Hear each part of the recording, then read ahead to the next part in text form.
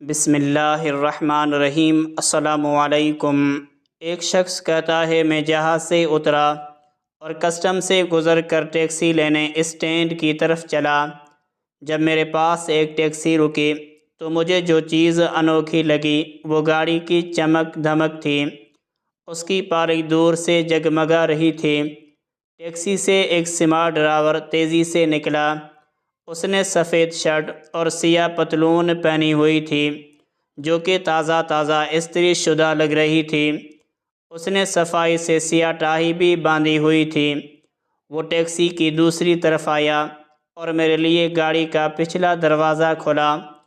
اس نے ایک خوبصورت کارڈ میرے ہاتھ میں تھمایا اور کہا، سر جب تک میں آپ کا سامان ڈگی میں رکھوں آپ میرا مشن اسٹیٹمنٹ پڑھ لیں۔ میں نے آنکھیں میچ لیں۔ یہ کیا ہے؟ میرا نام سائیں ہے، آپ کا ڈرائیور۔ میرا مشن ہے کہ مسافروں کو سب سے مختصر، محفوظ اور سستے رستے سے ان کی منزل تک پہنچاؤں اور ان کو مناسب ماحول فراہم کروں۔ میرا دماغ بھگ سے اڑ گیا۔ میں نے آس پاس دیکھا تو ٹیکسی کا اندر بھی اتنا ہی صاف تھا جتنا کہ وہ باہر سے جگمگا رہی تھی۔ اس دوران وہ اسٹیئرنگ سنبھال چکا تھا۔ سر آپ کافی یا چائے پینا چاہیں گے؟ آپ کے ساتھ ہی 2 تھرماس پڑے ہوئے ہیں جن میں چائے اور کافی موجود ہے۔ میں نے مذاق میں کہا کہ نہیں، میں تو کوئی کولڈ ڈرنک پیوں گا۔ وہ بولا، سر کوئی مسئلہ نہیں، میرے پاس آگے کولر پڑا ہوا ہے، اس میں کوک لسی پانی اور اورنج جوس ہے، آپ کیا لینا چاہیں گے؟ میں نے لسی کا مطالبہ کیا اور اس نے آگے سے ڈبہ پکڑا دیا۔ میں نے ابھی اسے منہ پر بھی نہیں لگایا تھا کہ اس نے کہا، سر اگر آپ کچھ پڑھنا چاہیں تو میرے پاس اردو اور انگریزی کی اخبار موجود ہے۔ اگلے سگنل پر گاڑی رکی تو سائیں نے ایک اور کارڈ مجھے پکڑا دیا کہ اس میں وہ تمام FM اسٹیشن ہیں جو میری گاڑی کے ریڈیو پر لگ سکتے ہیں۔ اس کے علاوہ ان میں وہ تمام البم بھی ہیں جن کی CD میرے پاس ہے۔ اگر آپ کو موسیقی سے شوق ہے تو میں لگا سکتا ہوں۔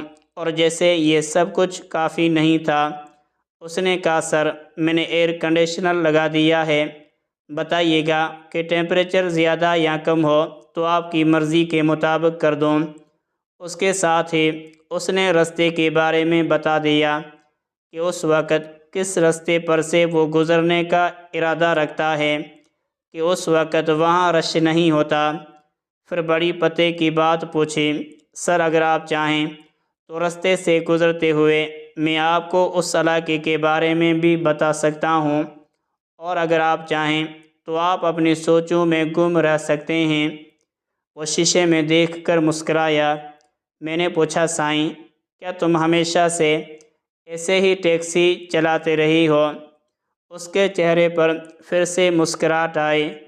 نہیں سر، یہ کچھ 2 سال سے میں نے ایسا شروع کیا ہے، اس سے 5 سال قبل میں بھی اسی طرح کرتا تھا جیسے کہ دوسرے ٹیکسی والے کرتے ہیں۔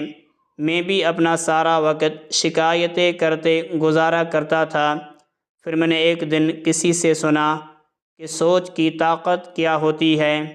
یہ سوچ کی طاقت ہوتی ہے کہ آپ بطخ بننا پسند کریں گے کہ عقاب۔ اگر آپ گھر سے مسائل کی توقع کر کے نکلیں گے تو آپ کا سارا دن برا ہی گزرے گا۔ بطخ کی طرح ہر وقت ٹینٹے سے کوئی فائدہ نہیں، عقاب کی طرح بلندی پر اڑو تو سارے جان سے مختلف لگو گے۔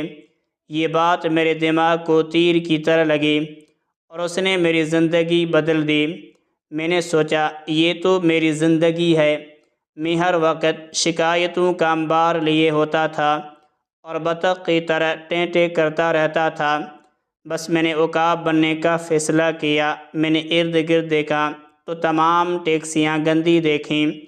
ان کے ڈرائیور گندے کپڑوں میں ملبوس ہوتے تھے، ہر وقت شکایتیں کرتے رہتے تھے اور مسافروں کے ساتھ جھگڑتے رہتے تھے۔ ان کے مسافر بھی ان سے بیزار ہوتے تھے، کوئی بھی خوش نہیں ہوتا تھا۔ بس میں نے خود کو بدلنے کا فیصلہ کیا۔ پہلے میں نے چند تبدیلیاں کی، گاڑی صاف رکھنی شروع کی اور اپنے لباس پر توجہ دی۔ جب گاہکوں کی طرف سے حوصلہ افزائی ملی تو میں نے مزید بہتری کی، اور اب بھی بہتری کی تلاش ہے۔ میں نے اپنی دلچسپی کے لیے پوچھا کہ کیا اس سے تمہاری آمدنی پر کوئی فرق پڑا؟ سر، بڑا فرق پڑا۔ پہلے سال تو میری انکم ڈبل ہو گئی اور اس سال لگتا ہے 4 گنا بڑھ جائے گی۔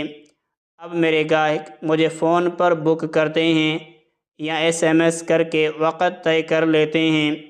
مجھے لگتا ہے کہ اب مجھے ایک اور ٹیکسی خریدنی پڑے گی اور اپنے جیسے کسی بندے کو اس پر لگانا پڑے گا۔ یہ سائیں تھا۔ اس نے فیصلہ کیا کہ اسے بطخ نہیں بننا بلکہ عقاب بننا ہے۔ کیا خیال ہے اس ہفتے سے عقاب کا سفر نہ شروع کیا جائے؟ سائیں نے مجھے ایک نیا فلسفہ دیا، سوچ بدلو، زندگی بدلو۔ وہ جو کسی نے کہا ہے نا کہ کوئی بھی پانی میں گرنے سے نہیں مرتا وہ اس وقت ہے جب وہ اس مشکل سے نکلنے کے لیے ہاتھ پاؤں نہیں مارتا ہے۔